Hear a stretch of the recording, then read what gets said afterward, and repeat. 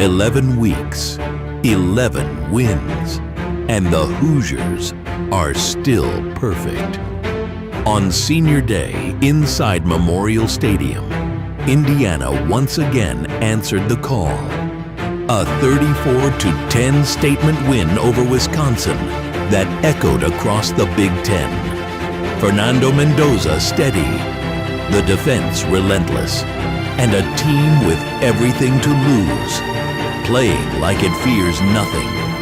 Now, the calendar turns. No opponent this Saturday, but the stakes have never been higher. The bye week is here, and with it, the pressure of a championship chase. This is the moment where contenders sharpen and pretenders crack. Health, preparation, self-scout, every detail matters. Because in 2 weeks, a rivalry waits in West Lafayette. And beyond that, the brightest stage in college football. And while the Hoosiers rest, the nation watches, wondering just how high this run can climb. Indiana football is 11-0, ranked number 2, and chasing history 1 week at a time. This is the Hoosier Tailgate, and it starts now. Raiola. And picked off! Up the sideline! Indiana! Asbury! Walking them down! Woo! IU! America! They got a football team now!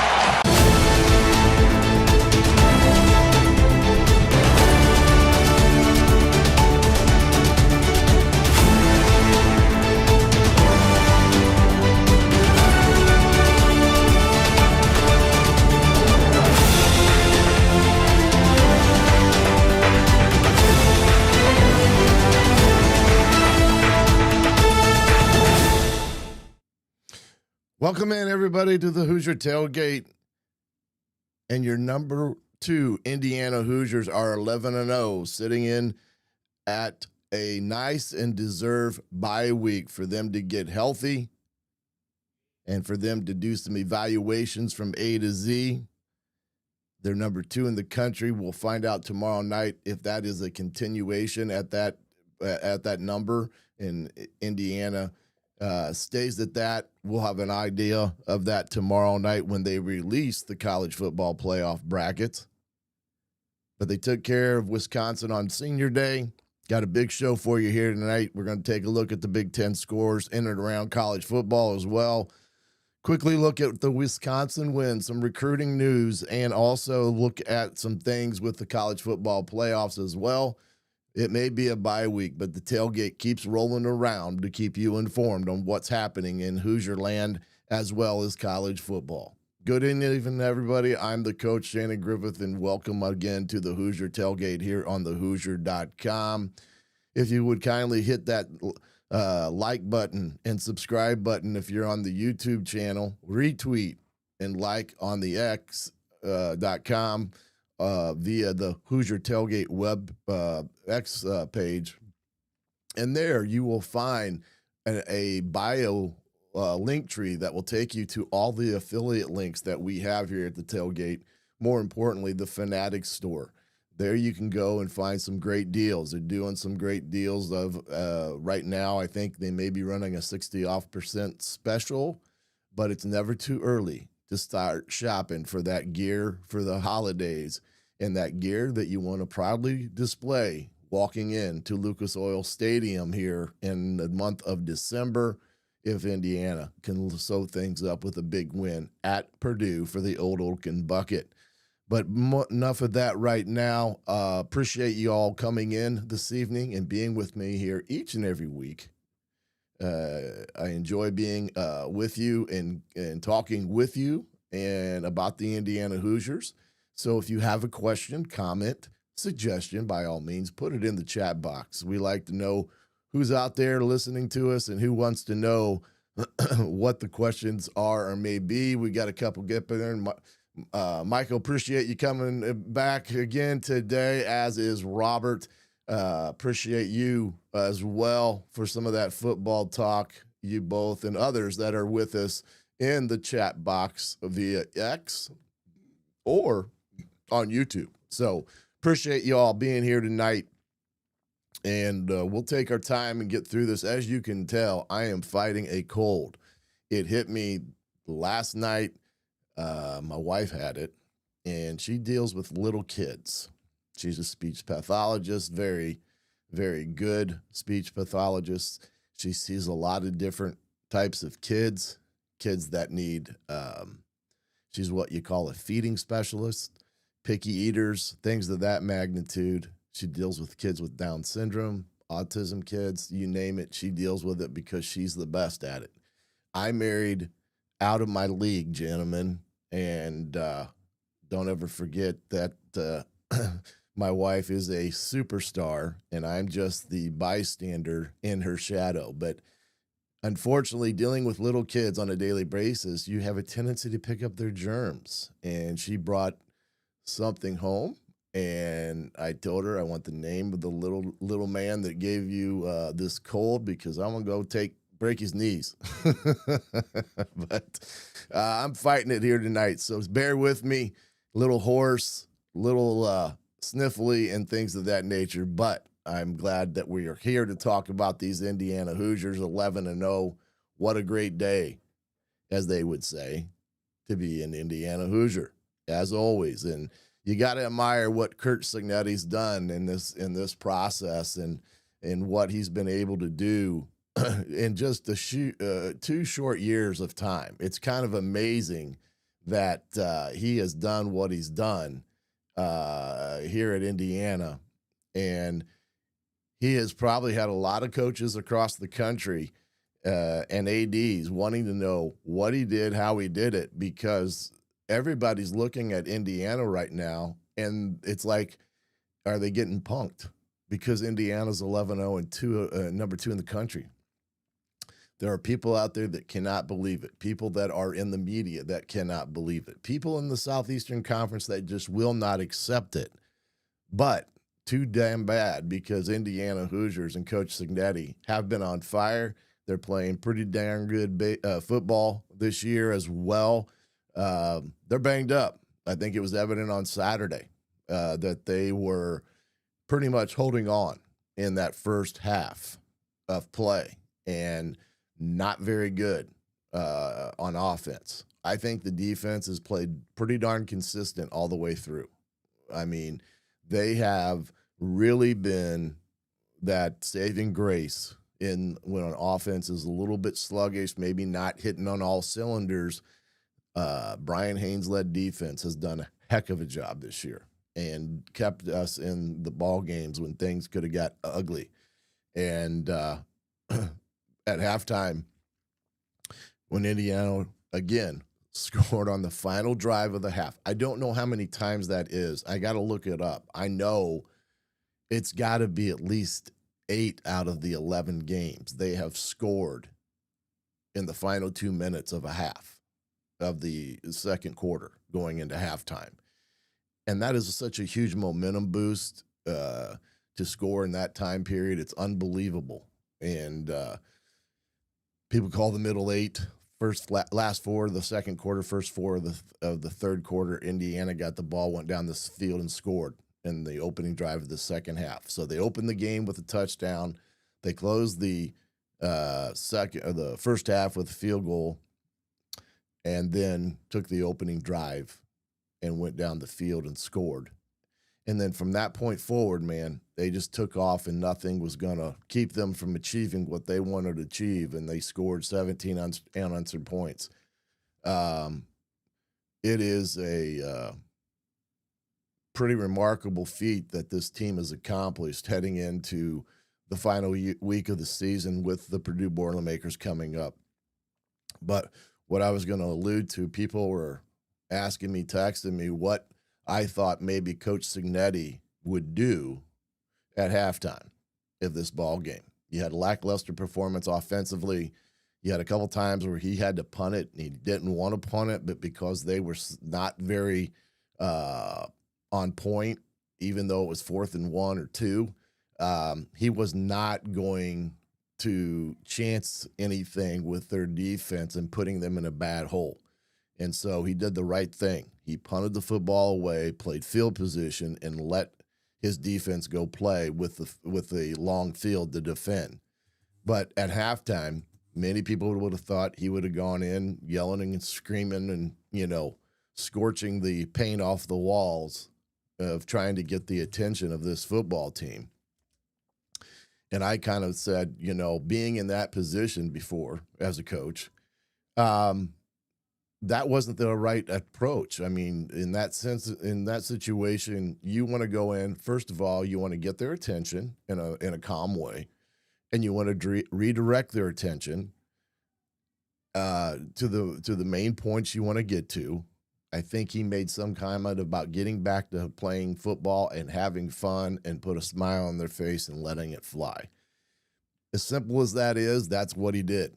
And he got the assistants together to get with their both sides of their ball and to reapproach what the game plan was, what the objectives were. And it wasn't nothing more than a calming halftime talk that redirected their attention, their focus, to get them to get, working hard during the second half. And that's exactly what they did. So sometimes in today's age, going in and being Woody Hayes and trying to, yell and scream and do things of that nature is the worst thing you can do. And that would have been one point of it on Saturday with a team that you were clearly better than. And it was just a refocus and a re-attention to those matters. Let's look at some things here. Excuse me. Recruiting news, big recruiting news. Indiana flips a wide receiver from Penn State over the weekend to Indiana out of DeMatha High School in Maryland, a big-time program. Have had several big-time players come out of DeMatha. Lavar Keys, a solid 3-star receiver. My evaluation is up on the Hoosier.com of this young man. Good speed, very good quickness. I like the way he moves. He's very smooth. On top of that, he fields punts and returns kicks, and you can see the fluidity in his approach to the game as he catches punts without any doubt. And when he gets the ball, he tries to get up the field as quickly as possible using his speed. And this was a very good flip for Indiana to add to an already deep wide receiver room, considering you're going to lose E.J. Williams, Elijah Surratt, and Omar Cooper, and I think Brady as well, the kid from Cal. He may be done after this year. I'm not positive on that one. But you add these guys, this young man, into the mix, and it's going to be a very, very good returning wide receiver room, especially the way Charlie Becker's played here the last part of the season. And he is set to take over the room and be a great leader for the wide receiver room. The other thing in this is Virginia Tech has their man, James Franklin, the new head coach there at Virginia Tech. He will he negotiated his buyout at Penn State down to $9 million, and Virginia Tech will pay the differential in terms of what they agreed to. Penn State will play that $9 million. So in essence, they're paying him to go coach at Virginia Tech. As crazy as that sounds, but Virginia Tech got them a good football coach. ACC, I do think it is a good opportunity for James Franklin. Very familiar with the area and the East Coast. I think he'll do a great job there. And I know that he talked to several different opportunities that were available, but Virginia Tech was the main one that kind of came after him full bore. It'll be interesting to see who he takes from the Penn State staff once that is settled. It'll be interesting to see if he takes the coordinators and some other the position coaches. That will be interesting to see in that respect, to see what's all going on. See how many of these recruits will fall. Well, that would be another good one, in terms of what he's going to be able to take over there at Virginia Tech. Doubt many will go. I think they will either commit and stay with Penn State if they can. If not, this is where the likes of Indiana steps into the fray. But Ohio State's already picked up a couple guys. I think Michigan has as well. So we'll just have to wait and see on that. But good to see for James Franklin to stay in this game and get the job at Virginia Tech. I have a ton of respect for him as a person. I do not know him. I've known several people that know him and vouch for him as a man, a human being, good family man, and I just don't think it's going to be one of those things for them. Is that Franklin wasn't going to be out of a job for too long today, so that'll be an interesting dynamic in that regard. Let's see. Virginia Tech can't afford those. Well, that's probably true. But the nice thing about that is Penn State will have to pay his contract. They have what they call mitigation clause in it, where you have to make an honest effort to get a job somewhere. And whatever that job pays you versus what you were making at Penn State, they'll make up the differential. So when you think about it, they could orchestrate it there at Virginia Tech, where he makes up close to what he's making at Penn State in that respect, and everything. So we'll see what happens there. But my goal, I think Omar Cooper is a red shirt. You may be correct on that. And like I said, I'm kind of a little bit out of tune tonight there, Michael. But yes, I do think if he has the opportunity to go, he will. I do think that. Now, that will all be. I think that all becomes what Indiana does in the rest of the year, Big Ten championship game, college football playoffs, where his stock may lie. It's not worth it to go in the draft if you're not going to be at least the third rounder. Some of them, they tell you that, and you find out you're a fifth rounder, because there's never a ideal scenario there. But I do think he goes if the draft looks good in his favor. I think he's improved his stock immensely over the last few weeks with what he's done on the field, taking over as being kind of the guy because Elijah wasn't in. So we'll see what happens there as well. But other thing here is Hoosier injuries and updates and all that. And then there's a confirmation. I thank you guys for keeping me straight. That's why you're here, right? Keep the old man straight. He has one more year left. Well, like I said, that would be awesome if he would come back. I just doubt if he will, if the path to the NFL is there. And that will be a to be determined as we go through it all. Hoosier injuries and updates in that respect. We know where Surratt and Evans is. I had a pretty good acknowledgement that Surratt, if needed, could have gone Saturday. They just felt with a bye week coming up, Becker's play, that they wanted to make sure he is fully healed going into the Purdue game. And then, of course, the rest of whatever there may be, rather than pushing him too quick and him twitching something again. And I don't know if it's all a leg issue. I know there were some underlying things there as well, but I do think he's ready to go. Evans, I think the hope is yes. I think there's a hope that he can get back and ready to play in the Purdue game. That one has been a little bit more quiet in terms of where he's at, and I don't quite know where his status is in rehabbing and everything of that nature. I'm not even 100% sure his injury. I've heard it's most likely a knee, which would make sense.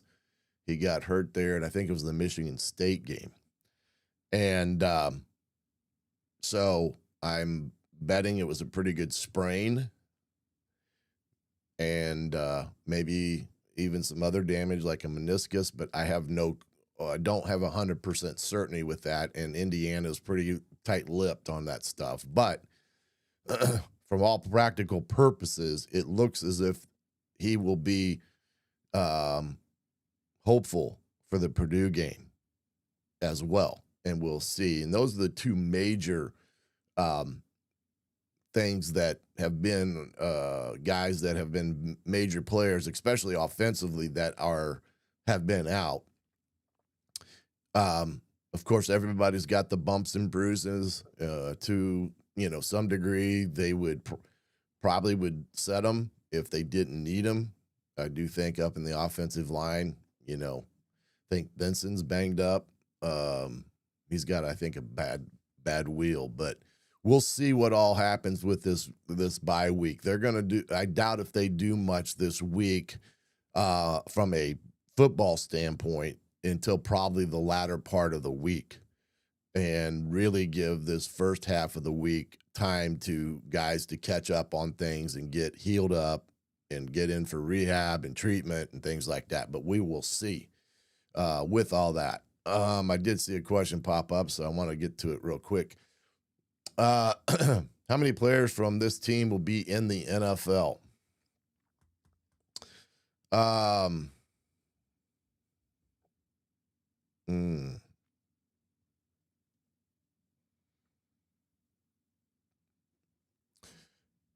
I'm going to say 4 right now off the top of my head. I think Mendoza goes. I do think that D'Angelo will probably go. Those two for sure. I do think there's some guys up front in the defensive line will have an opportunity, like Daly. I think he's got a great opportunity to potentially go in the NFL. And then I'm probably going to say Surratt off of those 4. Now, Fisher could be another guy in there just because he's the way he plays. I think there's going to be some team out there that likes him. I don't know if he's going to be a 1 to 3 round type of draft choice. I would take him because of what he's done in his career. But, Daly, I think, is going to be a guy that will get a ton of attention. Wheeler, probably another guy. And then, of course, Kamara. And I know Kamara right now has some issues with that shoulder that Coach Sig has talked about. So hopefully he will be back again and ready to go against Purdue. He's the other one that is kind of banged up in that respect. So that's kind of where we're at with some of the injury stuff that we need to keep an eye on as we go through the week and stuff of that magnitude. And then, of course, I do think Indiana will remain at the number 2 spot. We'll talk a little bit more about that here in a second, but I know there's been some discussion and some, talk about Texas A&M and where they are at. I don't think that is going to hold water since they essentially were getting their what kicked against South Carolina, a team that was 3-6, 30-3 in their own backyard. Now, they did come back and made a miraculous comeback, and tip your hat to them because that was a phenomenal comeback. But I don't think it's going to be something that's going to be awarding them a spot forward in the college football playoff. So right now, I do think Indiana remains their number 2 spot. We'll take a look at the FPI stuff here in a second. But I do think Indiana's in a good spot when it comes to that stuff overall. Let's look at some of the things that went on this past weekend, schedule-wise, kind of the scoreboard per se here. Of course, Oregon with a big win against Minnesota. Never really was in doubt there in Eugene, 42-13. Of course, Indiana scored. Northwestern and Michigan. Michigan needs a last-second field goal to get by Northwestern at Wrigley Field. Northwestern has been a team in the Big Ten nobody's really talking about, but they've had a pretty darn good year. It's a shame they lost that game to Michigan because they really played pretty darn good. They beat Penn State at Penn State in a very similar game, 22-21, that this game was. But they're a team that's, I think, has played pretty darn good this year and not gotten a lot of publicity for it. And they're on the cusp of having that new Taj Mahal Stadium ready for them to move in, I think, next season. So that will be a huge boost to their program, as well as what they've been able to do this year. Illinois gets a big win over Maryland. I was a little bit worried about Mike Locksley's tenure at Maryland. Sunday, they gave him the vote of confidence and said he will return for the 26th season. So, they got that quarterback who's pretty darn good, and I think they were probably a little fearful if they let Franklin go, that Washington kid was going to jump in the portal and go somewhere. So that'll be interesting to keep an eye on, but for now, he got the vote of confidence. Penn State, big win on the road. They finally break through and beat Michigan State 28-10. There are rumblings in East Lansing for Jonathan Smith, so that's a job to keep an eye on what may happen there, even though he's in year 2. They have really struggled this year as a football team. USC, big win at home in the rain, 26-21 over Iowa. They actually keep their hopes alive for potential Big Ten championship appearance, potentially. Things would have to happen for that to come to fruition. But their bigger picture is the potential 4th team, or 3rd team from the Big Ten getting in, because USC still has to play Oregon, which I think is this week. And then, of course, they got one more after that. Or no. Yes, they have one more after that. But they got a big one against Oregon this week. That will be an interesting ball game. Washington hammers Purdue 49-13. And then, of course, Ohio State takes care of UCLA 48-10. UCLA was out without Nico Amalava. And they pretty much had that game controlled from start to finish. Jeremiah Smith and Carnell Tate, their 2 top wide receivers, didn't play hardly at all. Tate was out in regular street clothes, and Smith played very few snaps in that game for Ohio State as they rested a lot of their top guys once they had the game in control on Saturday. Looking at this college football picture first, we're going to take a look. There's the top 25 release. Indiana still remaining there. The first 5 teams didn't change as much. Oklahoma, huge jump ahead. They even leapfrogged Notre Dame with that win against Alabama, who essentially controlled the game in the sense of the statistical data point, except one category, turnovers. They got turning the ball over, and OU was converting those into points, and that is what ended the longest home win streak in the country for Alabama. And I do believe Indiana now holds that streak, if I'm not mistaken. But that one was a definite blow to Alabama, but a huge boost for Oklahoma. And what's interesting there is going to be how it all plays out, especially where Michigan's at down there at 18. Kind of, if they would upset Ohio State, that would really throw things into a tizzy. But you can see SC's right there at number 16. Oregon's at number 6. So if SC would beat Oregon, that would be a huge upset. That could upset the apple cart. And as you can see right now, the SEC has 1, 2, 3, 4, 5 teams that are in position to get in, with Vandy sitting right there, potentially opening the door. If one of these teams would stumble, Vandy could come in and give them a 6th team potentially in the college football playoffs. ACC right now, little more murky.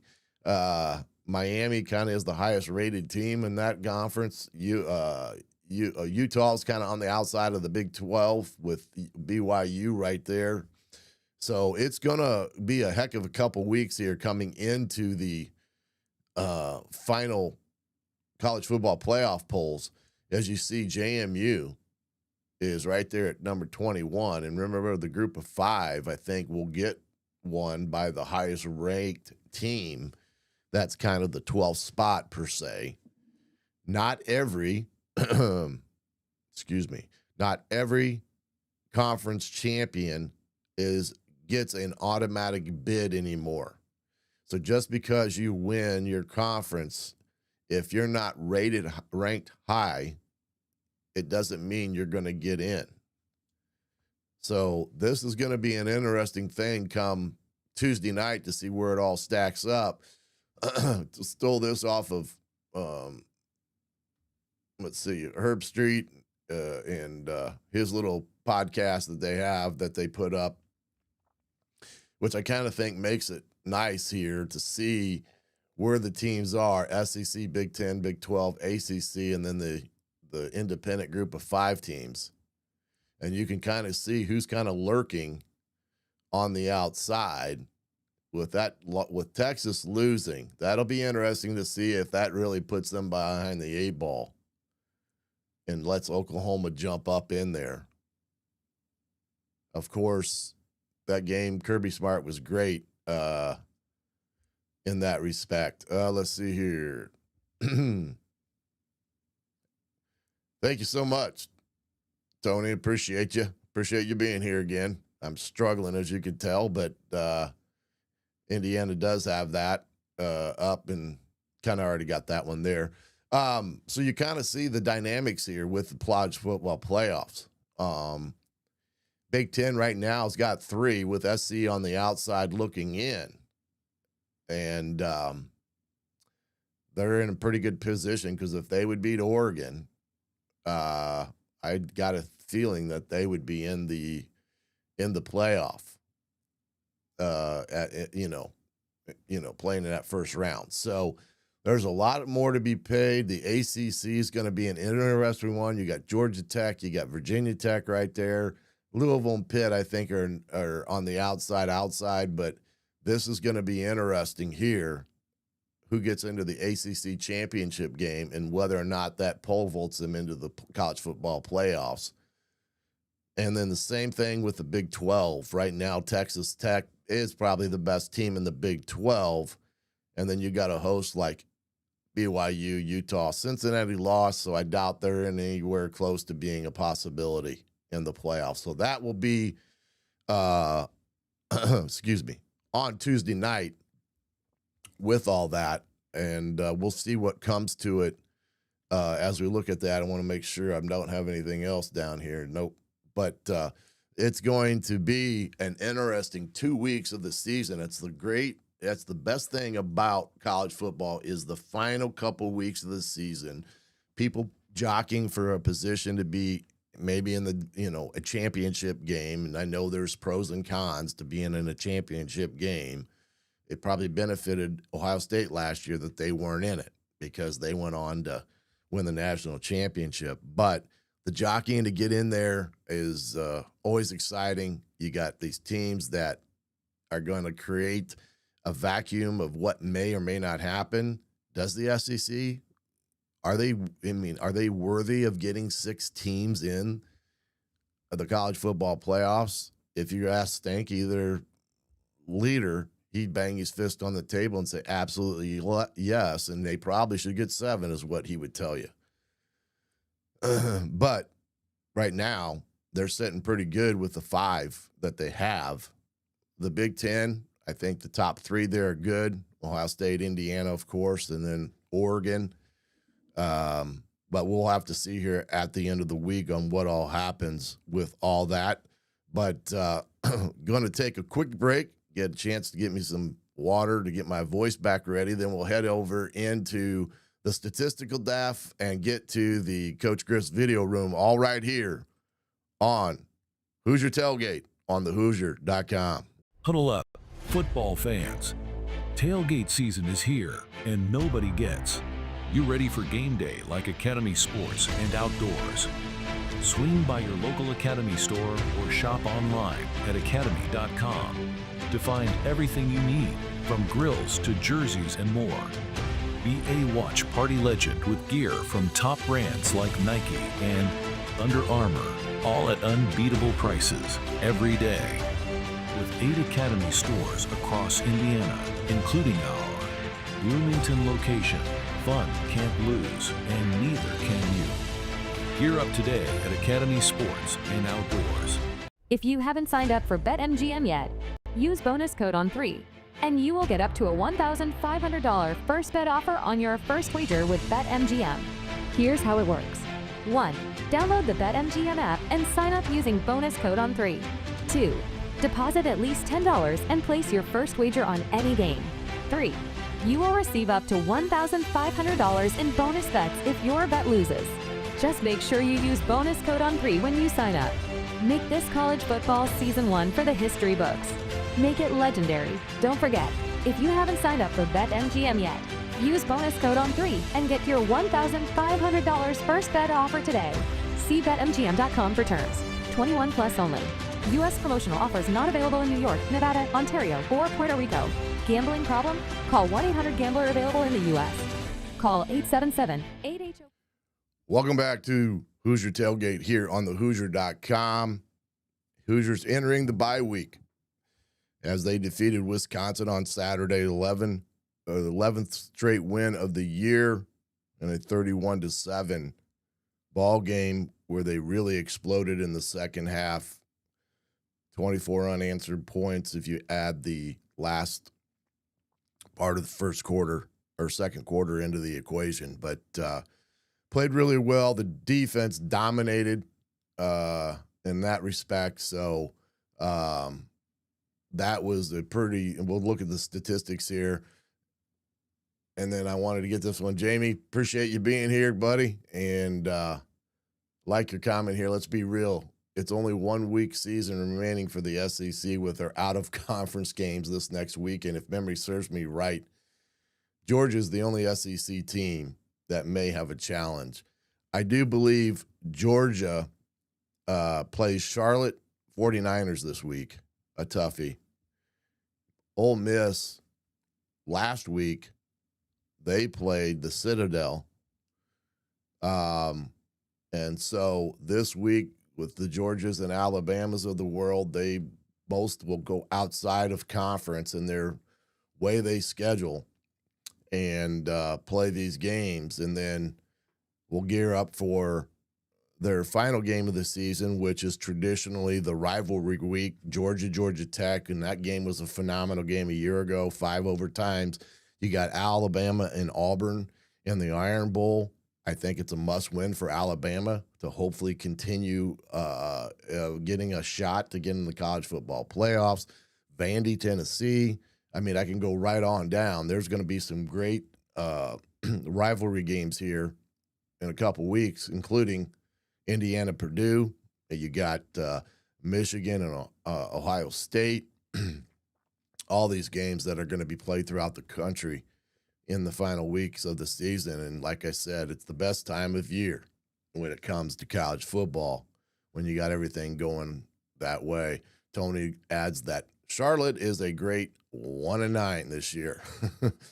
The guy that took that job, because Biff Bogey is at Michigan now. He was the coach last year when Indiana played them.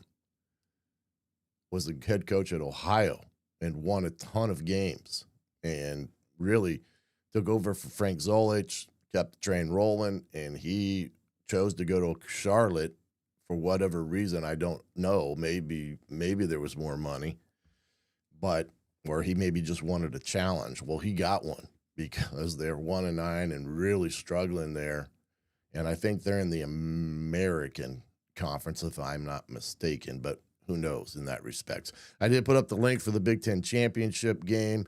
Also, you can use my link tree. I've got a StubHub link there that you may be able to get on there and maybe get some discounts towards that. You'll have to wait and see. That kind of changes daily on that link, but you can find that on my link tree for StubHub, and I do think I have another one in there too. I just don't remember the name of it right now. But anyway, it is what it is. But the other one I got on there is for JLab for headphones. It's a really good deal. So if you're looking for some headphones, there's a link there for JLab, and I think it's a 10% off for one of their headsets. So let's get into the stats from Saturday. Let's get to the right page there, dummy. And whoops, here we go. And right now, looking at this overall stats from the game on Saturday, you can see here Indiana just thoroughly dominated. 31 points, gave up only 70 yards rushing, 98 yards passing for 168, a complete domination by Indiana, plus the addition of 2 turnovers, which they got 14 points on. Red zone, Indiana continues to do great there, 100%, and then 67% on touchdowns. For Wisconsin, NA, because they had none. That's how good the defense was on Saturday. And then they held them to 2 of 11 on third down conversions, which means exactly what I've told you. Indiana's efficiency on defense on first and second downs was really good on Saturday. Wisconsin did not have much success on the early downs outside of the first drive of the game. Offensively speaking, Indiana was 58% on third down conversions. Their efficiency on first down Saturday was 5 yards. They averaged 5 yards on first down attempts Saturday, and that right there tells you why they had a pretty good day on third down conversions. Sig did not go for any fourth downs, as we talked about earlier. Didn't feel like it was a situation to put his ball club in, especially the struggles that Indiana's offense was having in the first half. They had a couple 3rd and 2s and 3rd and 1s that led to those fourth down discussion decisions of punting it, where they just got no yardage. I mean, completely stuffed, and we'll talk about that later. Fernando, what do you say? And Alberto was in for one throw, but 305 yards, 92% on the day. Just a phenomenal day at quarterback. But there's the biggest thing right there is 83 yards in total rush yardage. Now, Wisconsin had 5 sacks, but I think it was for 10 yards. And they had 6 TFLs on the day, and I can't remember what that totaled to. But right there is a big concern, and I've been saying it for the last 2 weeks, that Indiana has struggled to run the ball against very stout football teams at the point of attack. You're going to face it definitely against Ohio State and Patricia's defense. They're right behind Indiana in a lot of statistical categories. And they're going to face that in the college football playoffs, whoever they play. So hopefully getting Drew Evans back potentially for Purdue, Surratt back, being up front, getting some of the bumps and bruises healed will be a positive result when they head to Purdue to play Purdue, because I still think you've got to have efficiency running the football if you're going to be a team that's a serious contender. Fernando has played very well. He's bailed them out with his arm, as has the receivers making big plays, but he can't always get to a one-dimensional team because he's going to get lit up. And that's the one thing that's the big concern, is that inefficiency. So hopefully they are addressing that aspect of things Right now, against the 5 teams that they've played that I said are stout fronts, Penn State, Oregon, Wisconsin, I said Michigan State was in that equation as well, and Iowa, those 5 teams, they've averaged 107 yards against those 5 opponents. So you can see against other teams that they've played where they've been the better of the 2, they've rushed it for big yards. We had 5 games of over 300 yards rushing, and now we've had 2 games in a row with under 100 yards rushing. So that's where my concern lies in that respect. So, but overall, a good day in the office for Indiana, statistically speaking, especially the defense. Time of possession, big day there as well. So overall, I think Indiana did quite well in some of those categories. Heading over to the FPI indexes and stuff right now, I pulled up the entire country, not just the Big Ten this week. And you can see overall where Indiana still remains at number 2 in FPI index. Pretty darn good in that respects. Overall, you can see, where they're at in some of this stuff. It's really good. I saw one thing that said Indiana's record in terms of strength of record, and we'll look at that as well. Any other team would have about a 4% chance of duplicating Indiana's season against the teams that they've played, because that's how they look at it when they compare what Indiana's done versus everybody else. So pretty interesting dynamic there. And you look at it, it's kind of weird to see this in Ohio State, Indiana, Oregon right there, all 3 of them. Oregon being 9-1, and then you kind of head on down to the 2-loss teams. They're kind of there in the middle of the pack. Texas Tech 10-1. They had a big jump this week, 3. Alabama dropped 2, as did Texas A&M. There's a team that's in number 3 in the college football playoff poll. In the FPI index, they actually dropped 2 spots because of their game against South Carolina, even though they're undefeated. So you can kind of see how this dynamic works. Texas 3-loss team that's kind of in that mix there, but with them having that 3rd loss, they're treating them like a 2-loss team because they played Ohio State week 1, and they don't want to punish teams like that who play a stronger upfront contest. They don't want to penalize them if they come out in a game that they lose, especially if it's a close game,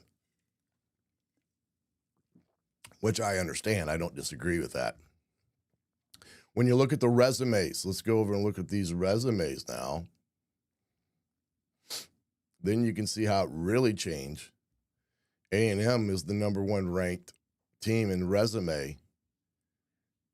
Strength of record, overall number 1. You can see where they're ranked there. Their strength of schedule is 18th in the country, 26th in the country with what's remaining.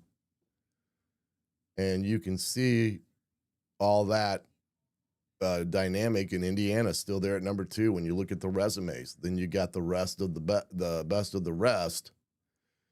And you can see some teams are kind of tied together and how that all looks. But Indiana's still a firm number 2 when you look at the resume and then efficiencies. Indiana and Ohio State 1-2. Texas Raiders jump up to the 3rd spot when you look at efficiency aspects of things. Bringing in all dynamics, offense, defense, special teams in that respect. So Indiana is firmly in all the statistical categories that the College Football Playoff Committee looks at, especially when you start looking at excuse me, strength of record, strength of schedule. With all that, those are all important facets of them being in a position to have a secure future of being in the college football playoffs, which I think right now is somewhere in the 95 or 96 percentile when you look at the college football playoff accelerator when it looks at it from different perspectives. So everything's looking good there for Indiana in that respect, and where they're setting overall at this point in time, as we would say, it's always a snapshot in time. And now that they're in a bye week, it'll be interesting how this all shakes out with Indiana on a bye this week. When you look at the game objectives from Saturday, excuse me, as soon as they pop up here, offensively, we talked about what they were going to need.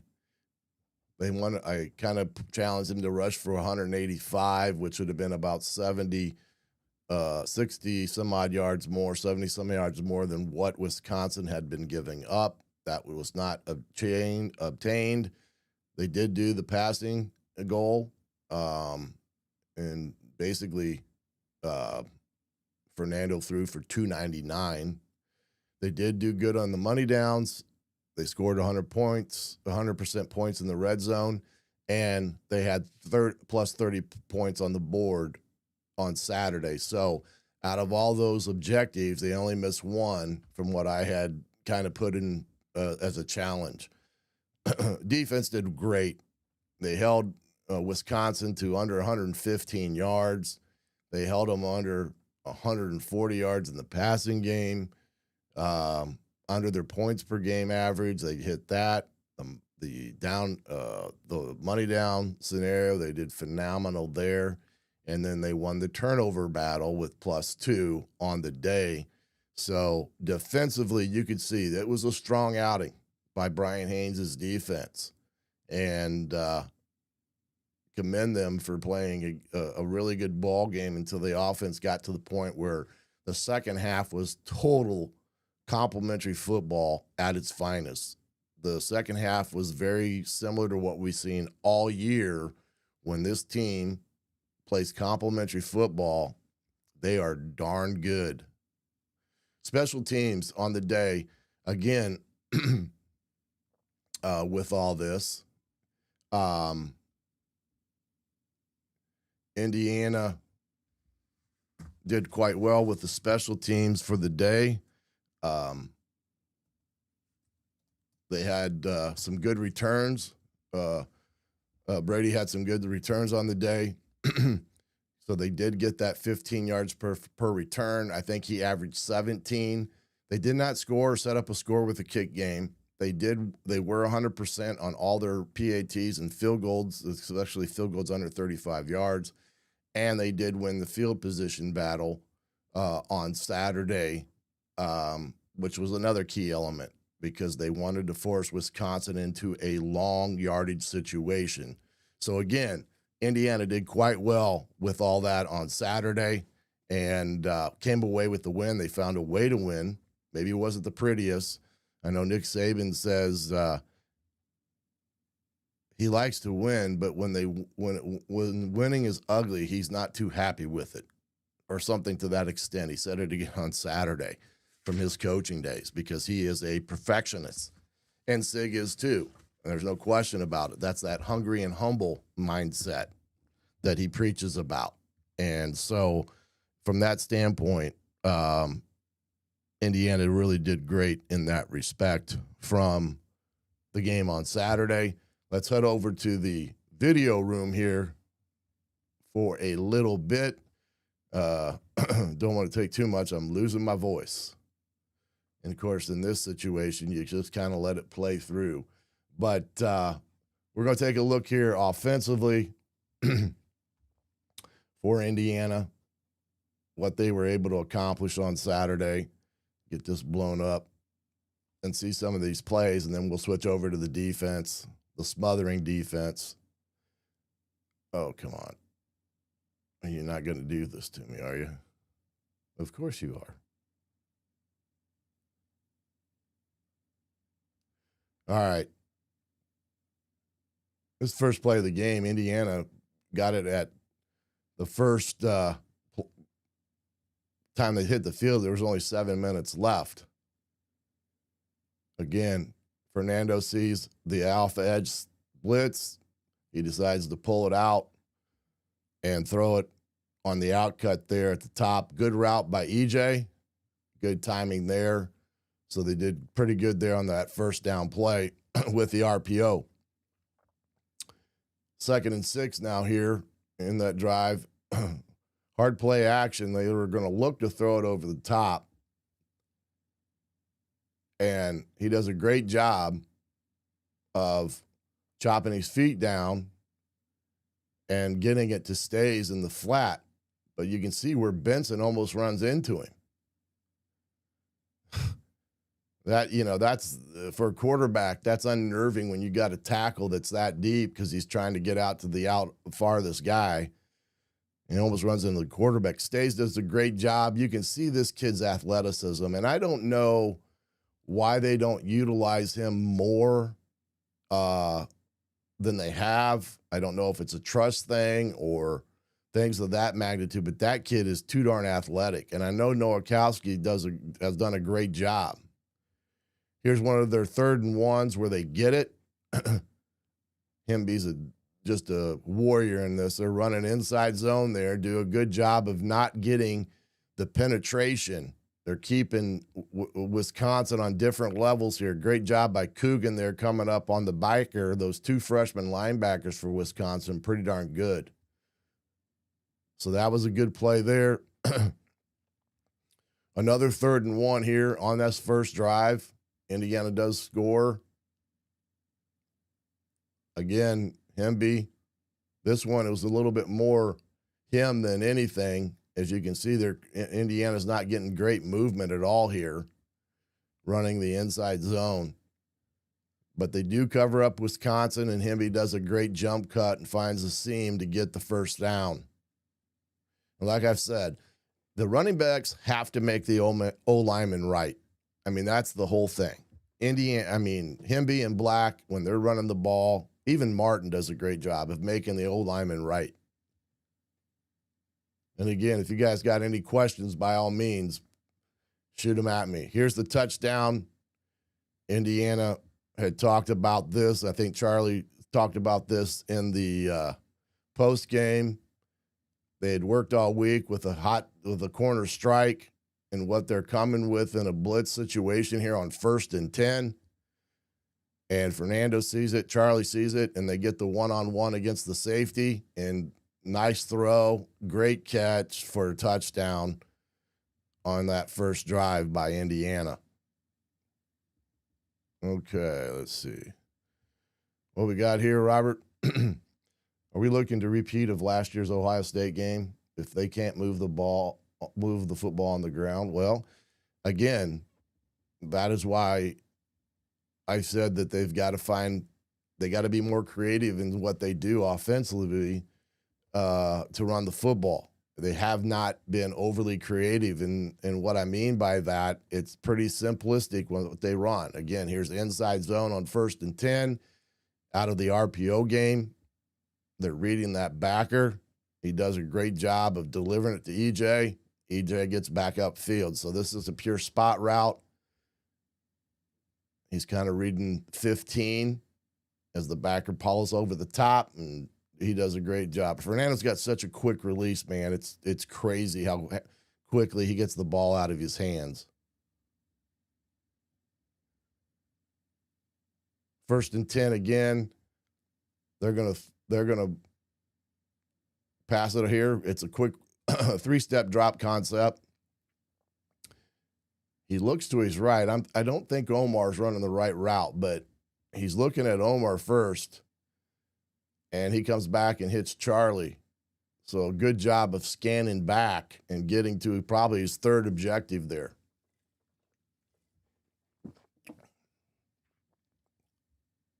Now 2nd and 11, 4-man rush. Nice pitch and catch with Charlie to get it down to a manageable 3rd down.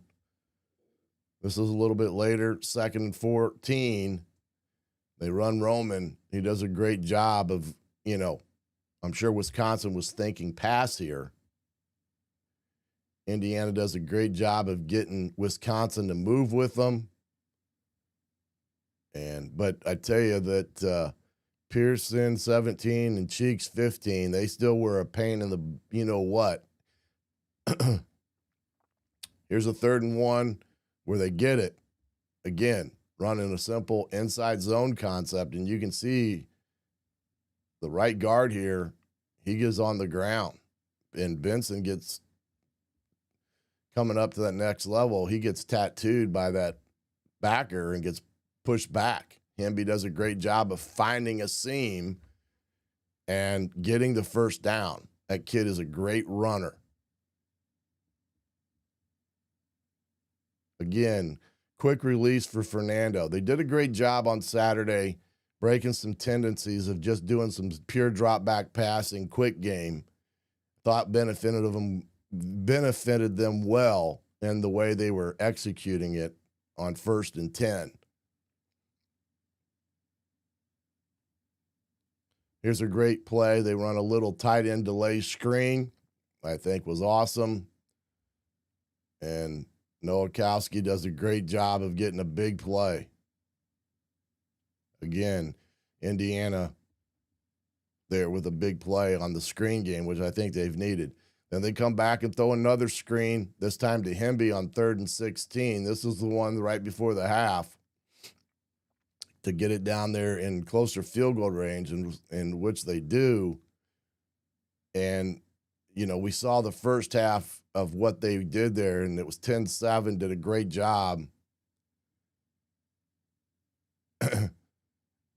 And I'll say, watch my man here. Coogan's a great player. I love this kid. I think he's everything and anything, but he gets bull rushed here pretty bad. Boom, by that guy. And another big-time hit, this one on 3rd and 8, one-on-one. Becker runs a great route. They have great protection. And gets the ball down the field to Charlie. Great job, big play there for them. Real quick, check out some of the defense from Saturday because they were pretty darn good. This is Wisconsin's first drive. And you can see what I mean by creativity in the running. This is a RPO type of a screen deal because Anthony, he could have pulled it there and push it to him on the outside and probably should have.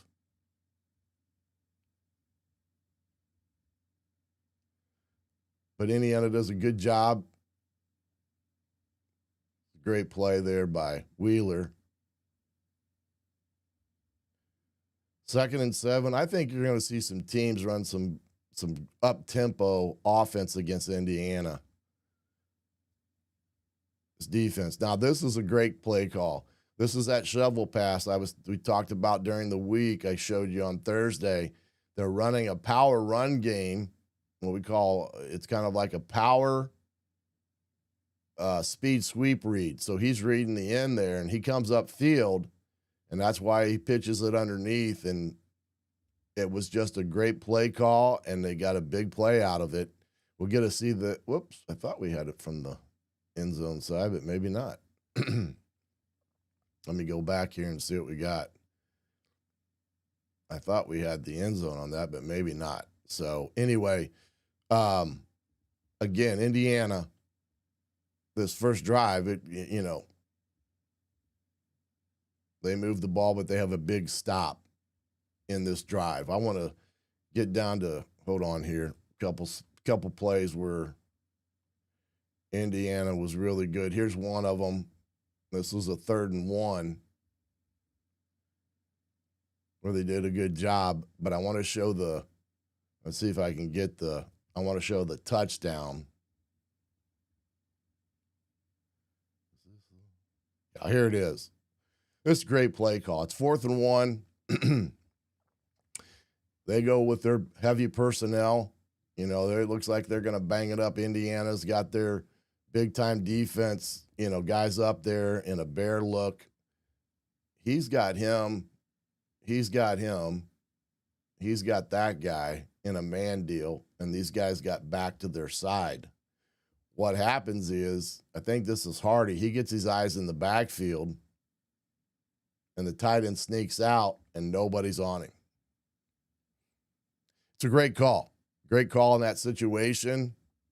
They kind of set it up in the during the week in the game running this, and then they finally hit it for a big play with all that. So, again, just some little bits of tape there. If you haven't signed up for BetMGM yet. Sorry about that. Wrong button there, dummy. Thursday, we're going to do a little bit more of the self-scouting type of deal with some of this video once I get down to it and things of that nature, just to kind of show you what these coaches will do this week when I talk about self-scouting and how they do it and how they break it down and what it is they're looking for in that respect. So defense did a hell of a job Saturday. Offense showed up and played the second half lights out. See, Robert, you got a question here. I'll admit, after the first half, I went out on the patio, lit up a cigar, and listened to Don Fisher as much as he showed my blood pressure. That's a pretty good idea. That's a pretty good idea there. I like it. Chris, I really agree with Coach Signetti. These players and coaches really need some time off to get some of these players healthy and give the coaching staff a nice little break from football. It's much appreciated. You guys, they're grinding. That 6-week stretch there where they were predominantly on the road is a grind. I mean, you're working 12, 14-hour days, then traveling on top of it. I mean, you go to the West Coast, you come back, you go to the East Coast, you come back, you go to Penn State. I mean, those are things that really wear on your body, and a lot of it with hydration and stuff, because flying just dries you out. But you're absolutely right, and Signetti's right. It's time to refresh, get a refreshing thing, spend some time away from the building while guys will still be there watching film, be it at home or whatever. It's a good time to mentally get yourself right. And by stepping away, doing some self-scouting, taking that peek of how you're doing things and what teams are doing against you that you see are some problems, this is the week to get things connected and corrected, as well as add in whether there's creative ways to run the same play but a different look that you give the defense. Things of that nature, because that is what all good offenses do. They'll run the same plays, but it will look different to the defense and even to those that are watching, because they're doing it out of different sets. They're doing it out of different personnel groupings, things of that nature. That's why, Stays to me is a guy that could utilize more because of his physical stature and a pass receiver. He's a really good ball catcher, and then he gets moving on the outside. He's got decent speed. So hopefully they'll use him a little bit more. I've rambled on a lot more than I wanted to with my voice and chest and stuff, so I appreciate you guys bearing with me on all this. We got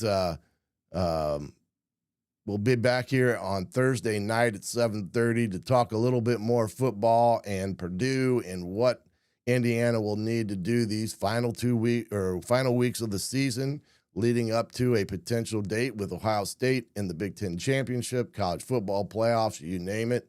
We're going to talk about it.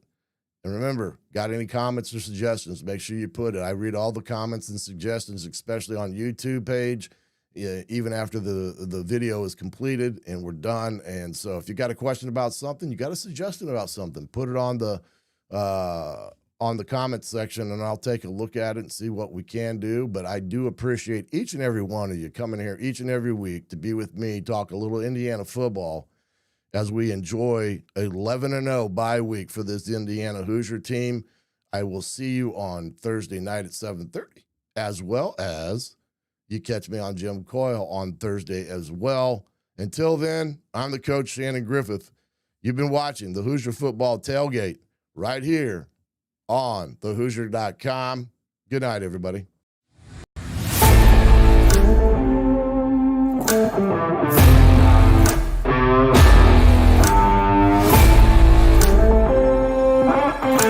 Bye.